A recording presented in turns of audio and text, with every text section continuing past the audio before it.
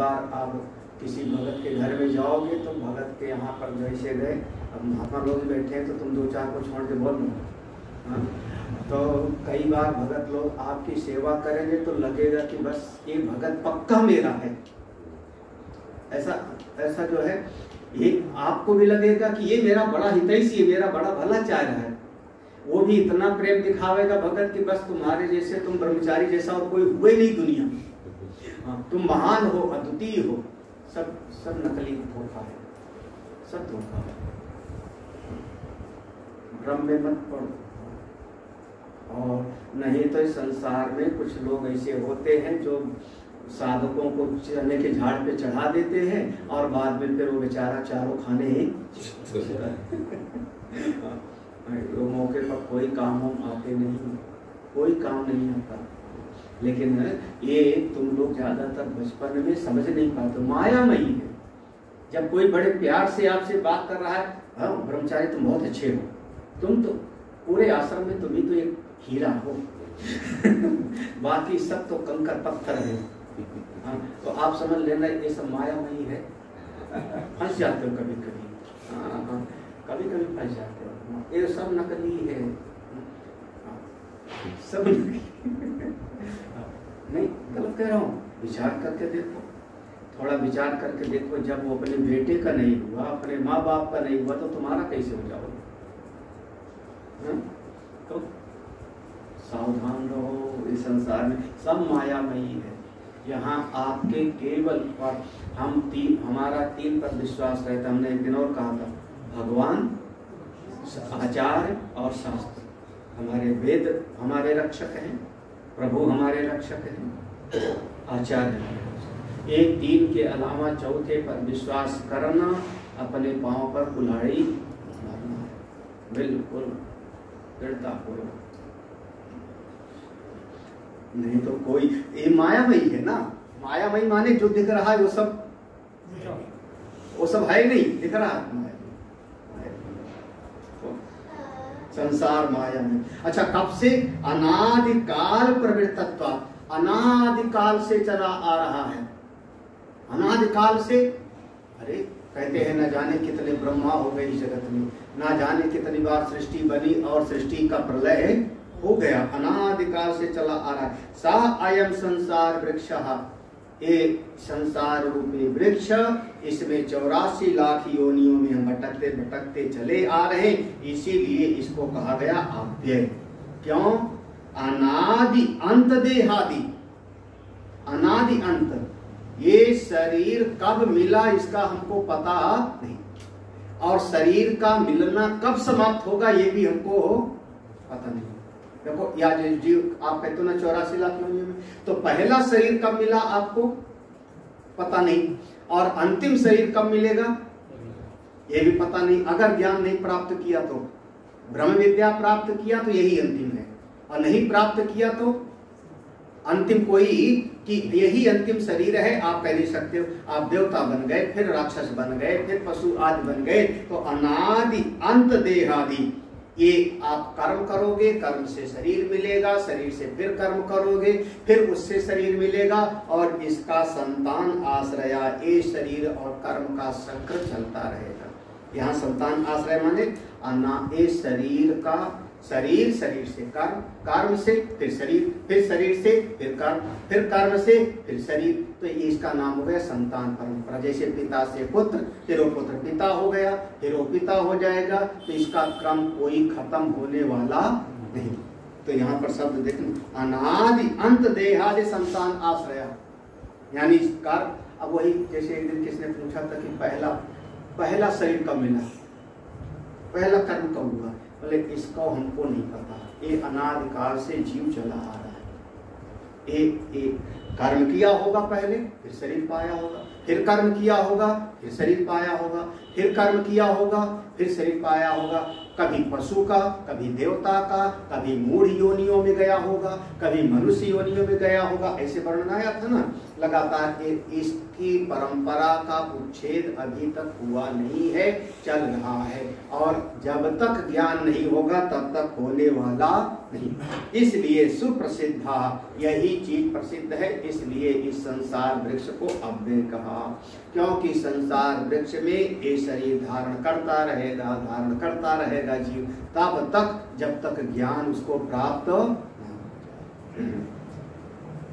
तस्य एव संसार वृक्षस्य इदम अन्यत विशेषणम, इसी संसार वृक्ष का कुछ और विशेषण भी दिया जाए। तस्य एव, उसी का, किसका? संसार वृक्ष का।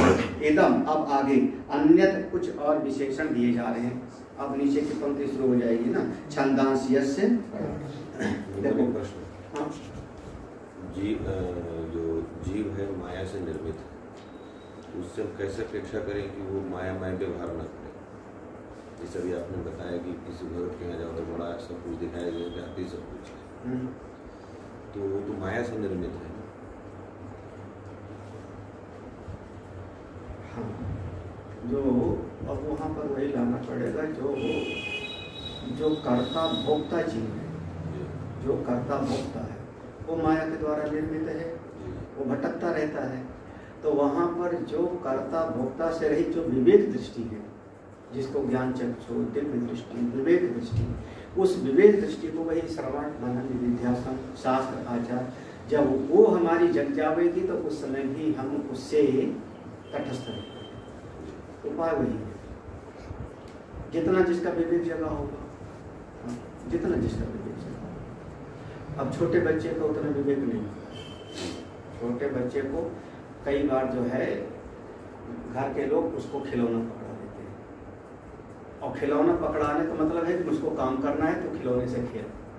बच्चा चाहता है कि पिता माँ हमको पास में रखें, यही चाहता है वो, लेकिन परिवार के लोग खिलौना पकड़ा दिए। अब आजकल का खिलौना मोबाइल हो गया, लोग मोबाइल चलाओ, यही ना। और मोबाइल चलाने का मतलब क्या हुआ कि हम बाजार चले जाते हैं, हम अपना काम कराते हैं। तो अब वो बच्चा तो उस खेल में रम गया, बड़ा आदमी होगा तो कहेगा नहीं हमको क्रीड़ा में रमना।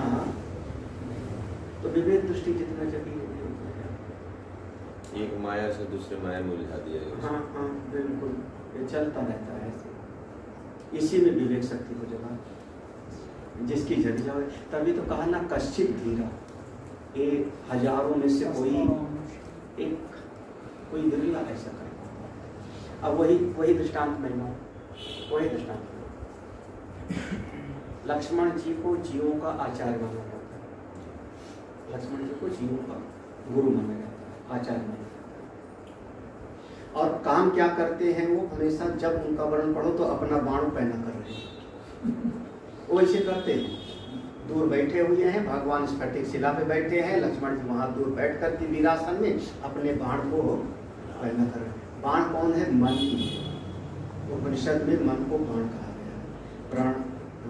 प्रणवो धनु शरो ही आत्मा ब्रह्म तत्लक्ष्यम उच्यते, याद है मुंडक उपनिषद। तो वहाँ मन को ही बाण कहा गया। मन ही तो दूर जाता है, यहाँ से दूर जाता है, मन ही तो ब्रह्म में जाके लग जाएगा। तो इस मन को पैना करते रहते हैं। कैसे पैना करते रहते हैं? उपाय वही है, जीवों के आचार है, श्रवण मनन निधिध्यासन, वही पैना है। तो उनके सामने, अगर उनके सामने भी तो हिरन है, वो क्यों नहीं फंसे? अगर पूछा जाए, उनके सामने तो नकली रूप आया हुआ है, मायामयी शूर्पणखा सुंदर बन के आई है, वो क्यों नहीं फंसे? इसीलिए जीवन चाह रहे। अब वहाँ पर बहुत सुंदर प्रसंग है, कभी हम उसको लेते हैं कि अगर कोई आचार्य के पास कोई खराब भावना से भी आया, लेकिन चाहता वो परमात्मा को है, तो रास्ता तो बताएंगे ना। शूर्पणखा है, भले कामना से आई, रूप बदल करके आई, लेकिन चाहती तो नारायण को है। तब उन्होंने रास्ता बताया, बिल्कुल भगवान ने कहा अहय कुमार मोर लग भराता, उधर चले जाओ, आपके मन के बुरे विचारों को मारने वाला है। लक्ष्मण जी के पास चले गए तो लक्ष्मण जी ने उपदेश दिया है। वहाँ पे रामायण के अरण्यकांड में लक्ष्मण जी ने उपदेश दिया है, बहुत बढ़िया। सेवक सुख चाह मान भिखारी व्यसनी धन सुखगति निर्जर, ऐसे ऐसे पूरा उपदेश दिया है। और उपदेश से उसकी बुद्धि आई कि नहीं ये ठीक कह रहे हैं लक्ष्मण। ये नहीं समझ में आया कि मन को ठीक करना है। और लक्ष्मण जी ने जो आखिर में कहा कि उन्हीं के पास चले जाओ, उसको उतने समझ में आया और ज्ञान वाली बात हो। लेकिन लक्ष्मण जी को नहीं फंसे, हमारी दृष्टि उस पर और फंस जाते। यहाँ तक कि वाल्मीकि रामायण में तो ऐसा वर्णन, वाल्मीकि रामायण, अध्यात्म रामायण में भी कुछ है कि लक्ष्मण जी कहते हैं भ्राताश्री सोने का हिरण हो ही नहीं सकता, अरे मारीच होगा, ऐसे शब्द है। वो मायामयी है, मायामयी है। तो भगवान कहते हैं अगर राक्षस भी है तो हमारा उद्देश्य है कि राक्षसों को वध करना, निश्चरहीन करूं मैं। अगर सोने का हिरण होगा तो सीता जी की कामना पूरी कर देता हूं, और अगर राक्षस होगा तो राक्षस को मारेंगे तो प्रतिज्ञा पूरी होगी, इसलिए मुझको जाना चाहिए। इस तरीके से भगवान और लक्ष्मण का संवाद है। तो बताओ लक्ष्मण जी नहीं, तो इसी में कोई विवेक दृष्टि जगा लेगा तो नहीं होता, बाकी तो सब तो है। संसार मायामयी है, इस संसार में जो जीव है वो भी मायामयी है, बस इसी में से कोई विरला कर पाता। छंदांसी, यहाँ से छंदांसी छातनात् ऋक् यजु साम लक्षणानि यस्य संसार वृक्षस्य पर्णानि क्यों पर्णानि। देखो छंदांसी, छंदांसी को पहले समझ लो, छंद बोलना है क्यों, छादनात्। जैसे किसी पेड़ में हजारों लाखों पत्ते हों तो क्या करते, छाया बना लेते हैं ना उसके नीचे, तो छाया छतरी जैसा छाया बन जाती है उसके नीचे, छतरी जैसा बन गया।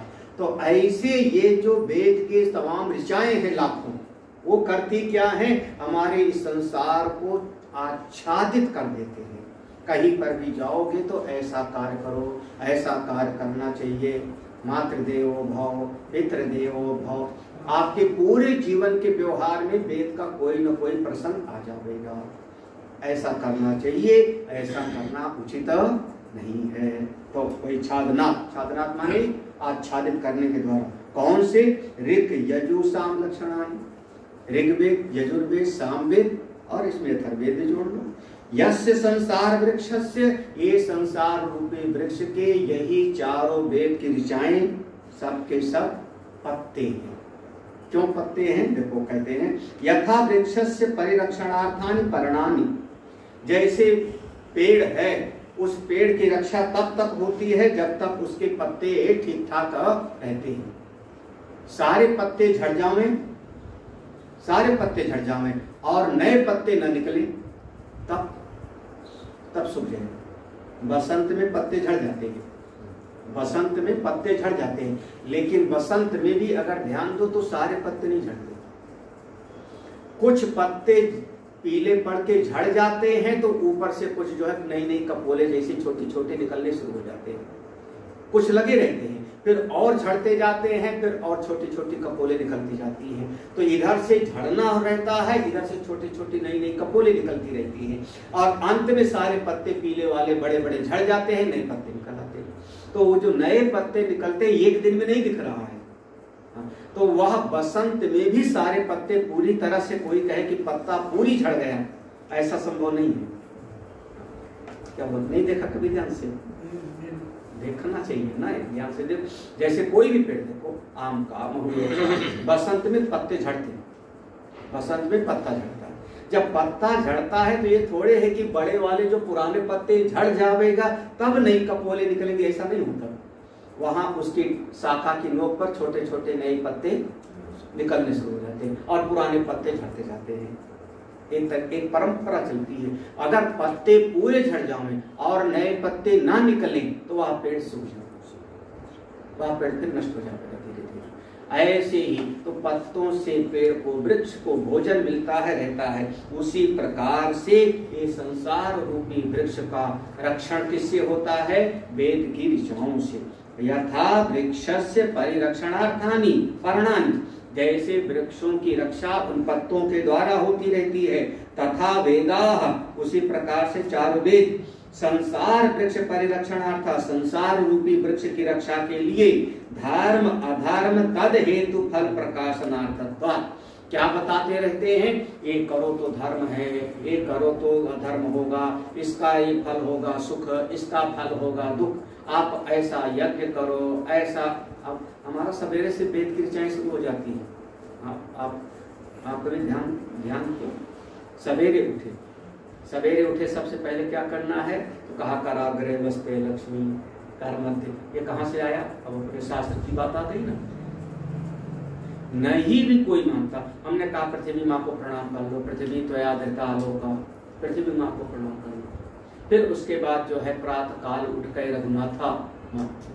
अगर कोई नहीं भी मानता, ये देखो नहीं भी मानता, तो कम से कम जैसे सवेरे उठेगा तो स्नान तो करेगा, नहाएगा, तो मंजन तो करेगा, मंजन किया, स्नान किया। कोई व्यक्ति आ गया तो उसका अभिवादन तो करेगा ना। जैसे कोई व्यक्ति आया हमारे घर पे तो उसको चाय तो पिलाएगा ना। क्यों चाय पिला रहा, तो हम कहेंगे अतिथि देवो। अब हमारे वेद की बात मान, ये हमारे वेद की बात, चाहे हमारे यहाँ का हो गए चाहे कहीं और का हो गए, भले वो वेद का नाम भी न सुना हो, लेकिन अगर उस नियम का पालन कर रहा है तो हम कहेंगे वो हमारे वैदिक नियम का ही पालन कर रहा है। क्या हुआ, नहीं समझ आ रहा। अरे मान लो कहीं पर कोई जा रहा है और कोई सामने से बुजुर्ग आ रहा है, तो एक जुआ पालक बुजुर्ग को रास्ता दे देगा कि नहीं? हाँ, कहीं पर भी, विदेश में भी हो गए, वो भी उसको हाथ पकड़ के सड़क को पार करा देगा। क्यों करा दिया, हम कहेंगे उसके कई जन्मों से संस्कार में बैठा हुआ है कि जो वृद्ध हैं उनकी सेवा करनी चाहिए। तो ये हमारे वेद की ऋचाएं ही हमारे जीवन को आच्छादित करे रहती हैं। इनको समझो, यही इसको पालन पोषण करती है। तो वही धर्म अधर्म तद हेतु, धर्म और अधर्म और इस हेतु से जो फल मिलता है सुख दुख स्वर्ग नरक आदि, उसको हमारे वेद की ऋचाएं बताती हैं। इसलिए ये संसार वृक्ष की रक्षा करने के लिए कौन हो गए, पत्ते। छंदांसी यस्य पत्ते माने वेद के, वेद की ऋचाएं, वही सब की सब 1 लाख वेद की ऋचाएं, वही सब वेद की ऋचाएं ही हैं। अब हम लोगों को यहाँ तो गांव में, अब वेद तो पढ़े नहीं हमारे परिवार के लोग, कोई बचपन में कौन पढ़ता है, लेकिन फिर भी अगर दीपक जल रहा है तो उसको कहते थे फूंक मार के मत बुझाओ, है ना। ये कहाँ से आ गया चित्त में, ये हमारा शास्त्र है कि जो प्रकाश है, जो ज्ञान रूपी प्रकाश है, उसको ऐसे बुझाना ठीक नहीं। अब देखो ये सब वो हमारे परंपरा में चला आ रहा है, और एक से एक परंपरा में ऐसे अपने यहाँ तो रोज कोई ना कोई उत्सव त्योहार होता है। आज एकादशी है, आज चतुर्थी है, आज कौन है, विश्वकर्मा जयंती है, कल अमावस्या है, आज अमावस्या है, कल से पुरुषोत्तम। तो रोज कोई ना कोई जो है ये सब कहाँ से चला आ रहा है, हमारे परंपरा से। एक इस संसार वृक्ष को ठीक रखने के लिए है। आगे देखो, यथा व्याख्यातम संसार वृक्षम समूलम यह तम वेद सा वेदविद वेदार्थविद इत्यर्थ। यथा व्याख्यातम, ऊपर हमने संसार वृक्ष की जैसी व्याख्या किया कि इसका मूल ऊपर है, फिर उसके नीचे महातत्व, अहंकार, तन्मात्राएं, 5 महाभूत, इंद्रियां, सब नीचे शाखाएं फैलती चली गई। और ये संसार वृक्ष मायामयी है, अश्वत्थ वृक्ष है। कल कैसे रहेगा कि नहीं रहेगा इसका भी कोई पक्का भरोसा नहीं है, इसका भी कोई निश्चित भरोसा नहीं है। इसकी रक्षा करने के लिए वेद की ऋचाएं जैसे व्याख्यान किया है, संसार वृक्षम, इसको मूल के साथ, समूलम, मूल के साथ, तत्व के साथ, यह जो कोई भी तम वेद, जो इसको जानता है, स वेदविद, जो संसार वृक्ष को मूल के साथ जानता है। भगवान भास्कर कहते हैं समूलम, केवल पत्ता पत्ता जान लेवे तो नहीं, मूल के साथ, मूल माने कौन हुआ? ऊर्ध्व, वो परमात्मा। मूल के साथ सारे सृष्टि को जो जानता है, समझना वही जानता है। सा वेद, वही वेद के तात्पर्य को जानने वाला, वेदार्थ, वेद के वास्तविक मत को वही समझता है कि वेद भगवान क्या कहना चाह रहे हैं, क्या कहना चाह रहे हैं। आगे थोड़ा सा एक बात कहते हैं,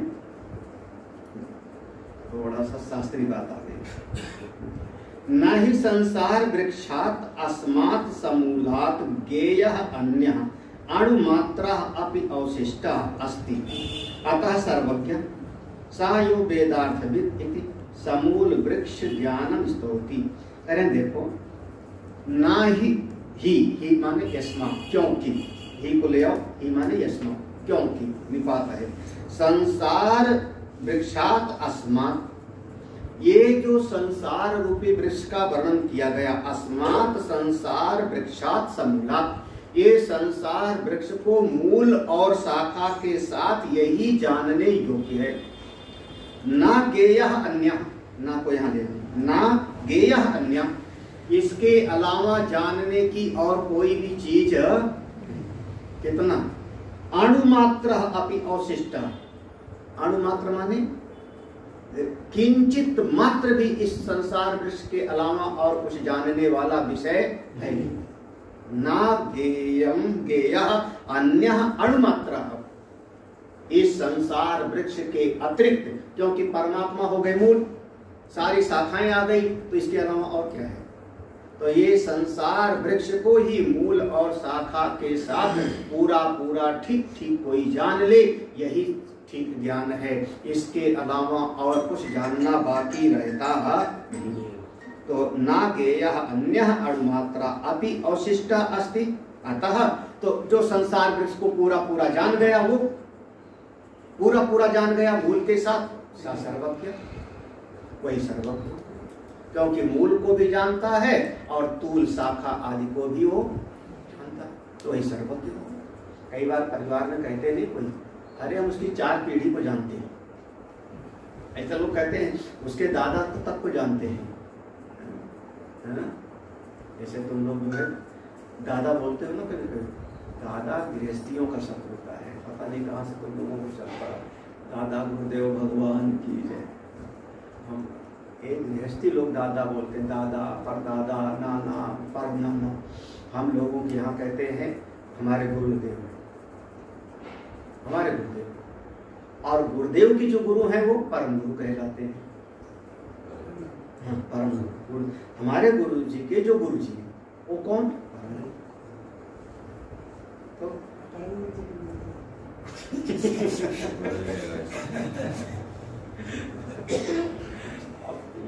तो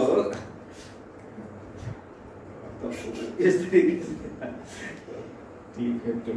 तो इस संसार वृक्ष के अलावा और कुछ जानना बाकी नहीं, इसलिए वो सर्वज्ञ हो गए। देखो, ही संसार वृक्षात अस्मात् समूलात्, ये संसार वृक्ष को जड़ मूल के साथ जो जान लेता है, गेयः न अन्य अणुमात्रा अपि अवशिष्टा, इससे अलावा और कुछ जानने वाली चीज बाकी नहीं रहती, तो अस्ति, अतः सर्वज्ञ, इसलिए वही सर्वज्ञ हो गए, जो पूरा जान गए वही सर्वज्ञ। इसलिए भगवान ने कहा सा यो वेदार्थविद इति समूल वृक्ष ज्ञानम। भगवान ने कहा था ना, यस्तम वेद स वेद, ऐसे कहा था ना। तो यह जो वेदार्थविद, सारे वेदों को जो जान गया, अर्थ जान गया, तो भगवान ने इस ज्ञान की स्तुति किया है। संसार वृक्ष को ठीक ठीक पूरा पूरा जो जान गया वही सर्वज्ञ है, तो इस ज्ञान की स्तुति है। अब इसकी शाखाएं कैसी फैलती हैं, आगे बढ़ाते हैं इस विषय को। यहाँ पर वो ज्यादा जोर यहाँ पर मूल पर था, ऊर्ध्व मूल, जो मूल है, सगुण ब्रह्म, सबका कारण, उस पर जोर था। और अब कैसी शाखाएं बढ़ती हैं, तो कठोपनिषद में तो बहुत विस्तार में लिखा है, भगवान भास्कर ने बहुत विस्तार में है वहाँ पर। अब छोटी छोटी सी बात है, यहाँ पर भगवान भास्कर ने जितना लिखा है हम लोग, तास्य एव संसार वृक्ष से अपरा अवयव कल्पना उचित। तस्य एव माने उसी, कौन? संसार वृक्ष।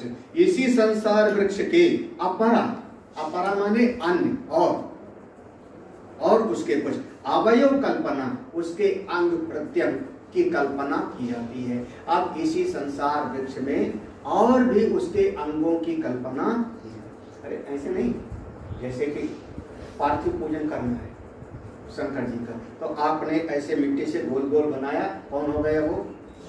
शिवलिंग हो गए, हो गए शिवलिंग, हो गया, पूरा पूजा करो। तो नहीं तो कोई कोई पुरोहित ऐसे होते हैं, उसी में भगवान का कान बना देंगे, उसी में आंख भी बना देंगे, है ना, नाक भी बना देंगे, मुंह भी बना देंगे, उसी में।